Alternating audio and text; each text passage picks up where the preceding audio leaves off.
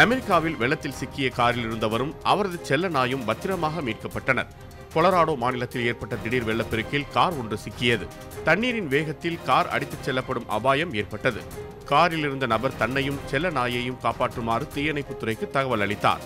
விரைந்து வந்த அவர்கள் ராட்சத ஏணியின் உதவியுடன் சாமர்த்தியமாக செயல்பட்டு நாயையும் அதன் எஜமானரையும் பத்திரமாக மீட்டனர்.